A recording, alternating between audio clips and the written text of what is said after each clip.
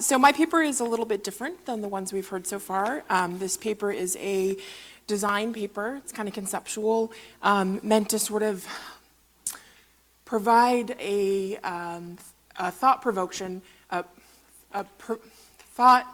provoke our thoughts on XAI design, kind of generative, and think about where we might take this budding area of research next.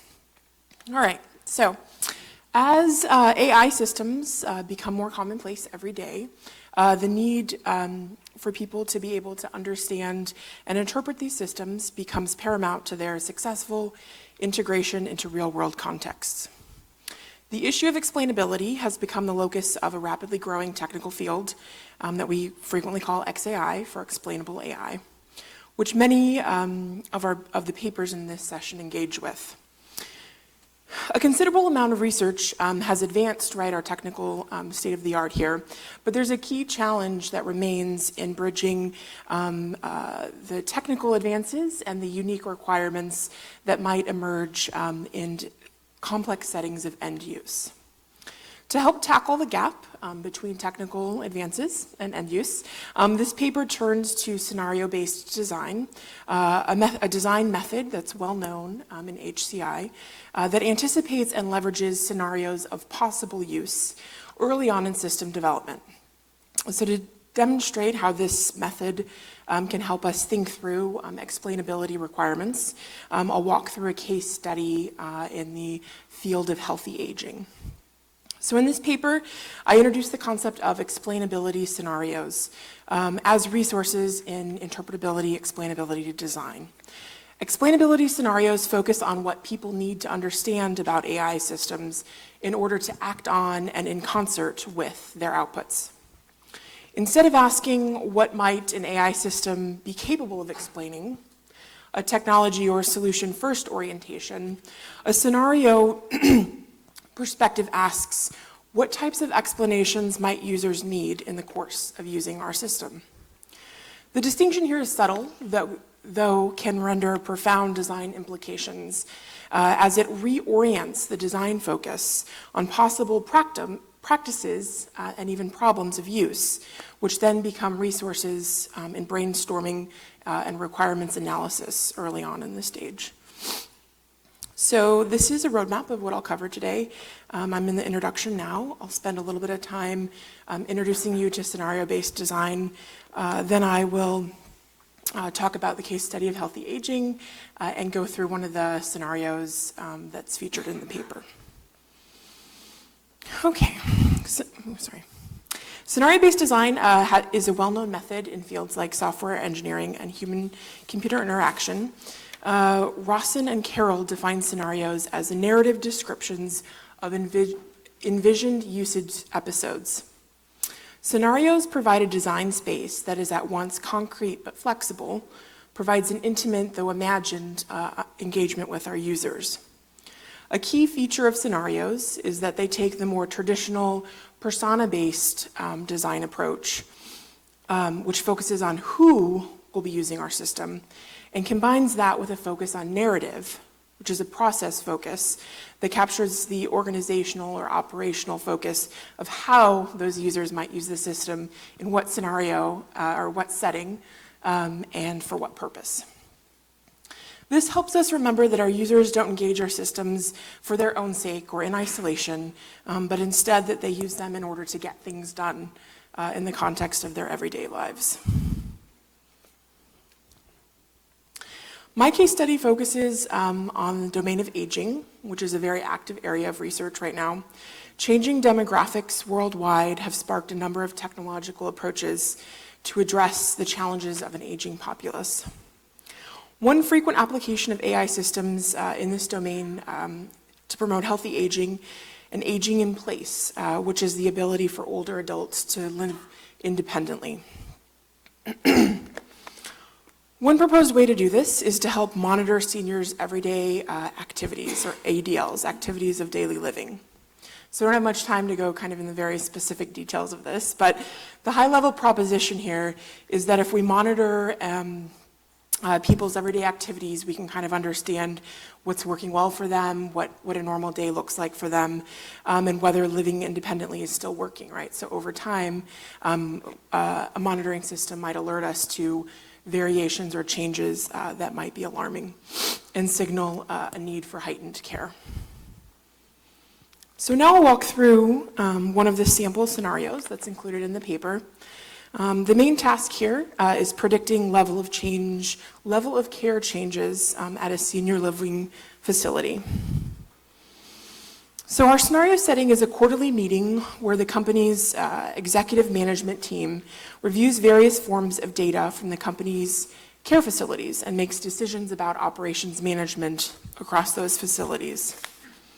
The company offers 3 levels of care: independent, assisted, and nursing, and they must align various organization and managerial concerns with the differing care needs of their clients. For example, knowing that a client will likely be transitioning from independent to assisted living soon will help, that they will need that transition soon, will help the team plan staffing and facilities resources accordingly. Dana, the company's data scientist, begins presenting a report which features various standard business intelligence or BI metrics, types of data analytics the company has used for years. 2 years ago, though, the company partnered with a local university to deploy an experimental AI-backed activity monitoring system that helps provide a better understanding of clients' ADLs. The first phase of the project was a pilot that focused on data collection with a handful of clients at one of the company's facilities, following their ADL and level of care changes over the course of 18 months. This pilot data served as the training set for the system's predictive modeling capabilities. The project recently moved into its beta phase, which involves using the trained model to monitor current clients' ADLs and help predict when clients might be transitioning to a higher level of care. For new clients, this monitoring is a mandatory service, but for existing clients, it's opt-in. So this means that between these 2 different programs, the company is currently using the system to monitor ADLs for 35% of their clients. Morris, the university professor who has been working on the project, discusses the model's performance. The model, trained on pilot data, is nearly 90% accurate in predicting, based on clients' ADLs in months 1 and 2, whether that client will stay at the same level of care or move to a higher level of care in month 3. Cynthia, the executive VP, asks for clarification of what that 90% means. Does that mean 10% is the margin of error? Cynthia wants to understand the impact of the 10% inaccuracy rate in relation to the cost of staffing higher level of care units. If we rely on the model's predictions, does that mean we will either be overstaffing or understaffing by 10%? Morris explains that the model is trained on the pilot data and based on that data is able to accurately predict level of care changes in 90% of cases. I'm not telling you what to do with this data or what impact it'll have on your business, he says. I'm just telling you it performs with 90% accuracy in predicting changes. Vineeth, a nurse practitioner and the company's director of clinical care, raises a point on the limitations of the data. The pilot only included a handful of clients. Even now, we've only got 35% of units covered, he reminds the group, noting the limited data sources can create issues of bias. He stresses the need to consider the experimental system's predictions with their established ways of monitoring ADLs, which is typically through self and clinical reports. Tanner, the head of HR, jokingly quips, "I don't really care too much about all this fancy data. I just need to know how many nursing hours we need to cover next quarter." By describing a reasonably probable scene of an AI system's future use, explainability scenarios, like the one I've just shared, raise a number of issues that can help us think through the design process. One question we see here asks, for whom should a system be explainable? As we can see, a range of stakeholders during this meeting need to be able to understand the system's limitations in order to appropriately use the predictions it provides in their respective organizational roles. This scenario also asks, what needs to be explained here? A lot of explainability work focuses on explanation of the predictive tasks. This is important, but not the only explanations that people need to use, that people need to be able to start using AI systems in real-world settings. People need to understand how experimental high-tech AI approaches, like the one we described in this scenario, will be integrated with existing work practices, and how partial and potentially biased training sets impact the validity of the outputs.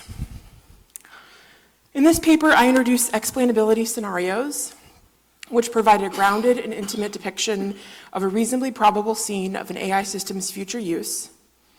Such scenarios can then become design resources that open up spaces for design work that can help us bridge the gaps between XAI and HCI and settings of use. This ensures that when we talk about designing explainable systems, we're focusing on what people need to understand about AI in order to act on it in concert with the systems that we are developing. Thank you.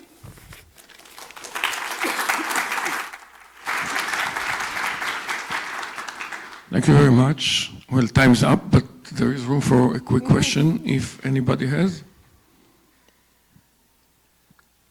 And if not, I'm afraid we'll take it offline later. Yes, thank you very much. And we move to our next speaker,